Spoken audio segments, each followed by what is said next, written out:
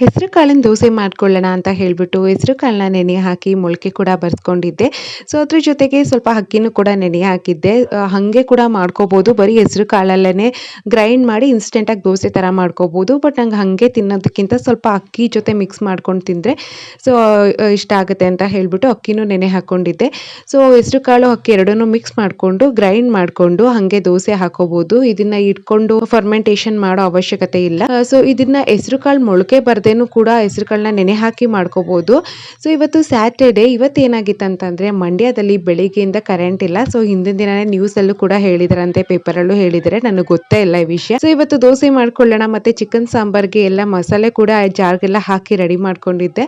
So ಆಮೇಲೆ ನೋಡಿದ್ರೆ ಸಂಜೆ ಬರುತ್ತೆ ಅಂತ ಹೇಳಿದ್ರು. ಸೊ ಸಂಜೆ ಮಾಡ್ಕೊಂಡಿದ್ದಾಯ್ತು ಇದನ್ನೆಲ್ಲ. ಮತ್ತೆ ಕೊತ್ತಲವಾಡಿ ಫಿಲಮ್ ನೋಡ್ತಾ ಇದ್ದೆ ಹಾಗೆ ದೋಸೆ ಚಿಕನ್ ಸಾಂಬಾರೆಲ್ಲ ತಿನ್ಕೊಂಡು. ಮತ್ತೆ ಮೋನುಗೆ ಎಕ್ಸಾಮ್ಸ್ ಇರೋದ್ರಿಂದ ರಿವಿಷನ್ಸ್ ಕೂಡ ಮಾಡಿಸ್ತಾ ಇದ್ದೆ. ಅವಳಿಗೆ ಈ ಥರ ಡೈರಿನಲ್ಲಿ ರಿವಿಷನ್ಸ್ ಎಲ್ಲ ಹಾಕೊಟ್ಬಿಟ್ರೆ ಅವಳು ಒಂದ್ಸರಿ ಹೇಳ್ಕೊಟ್ರೆ ಮಾಡ್ಕೊಳ್ತಾಳೆ. ಇವತ್ತು ಮ್ಯಾಥ್ಸ್ ರಿವಿಷನ್ ಕೊಟ್ಟಿದ್ರು. ಸೊ ಇವಳಿಗೆ ಮ್ಯಾಥ್ಸ್ ಅಂತ ಅಂದ್ರೆ ಈಸಿಯಾಗಿ ಎಲ್ಲ ಬರ್ದು ಮುಗಿಸ್ಬಿಡ್ತಾಳೆ. ಬಟ್ ನನಗೆ ಮ್ಯಾಥ್ಸ್ ಸಬ್ಜೆಕ್ಟ್ ಅಂತ ಅಂದ್ರೆ ಇಷ್ಟನೇ ಇಲ್ಲ. ಮತ್ತೆ ಇವತ್ತು ಕೃಷ್ಣ ಅವರಿಗೆ ಮನೆಗೆ ಒಂದು 3 ಬೌಲ್ ರೀತಿ ದೊಡ್ಡದಾಗಿ ತರಕ್ ಹೇಳಿದ್ದೆ. ಅವ್ರು ಒಂದೇ ಒಂದು ತಂದಿದ್ರು. ನನ್ನ ತರದ್ ನೀನು ಇಷ್ಟಪಡ್ತೀಯೋ ಇಲ್ವೋ ಗೊತ್ತಿಲ್ಲ ಅಂತ ಹೇಳಿ, ಚೆನ್ನಾಗಿದ್ರೆ ಇನ್ನೊಂದೆರಡು ತಗೊಂಡ್ರಾಯ್ತು ಅಂತ.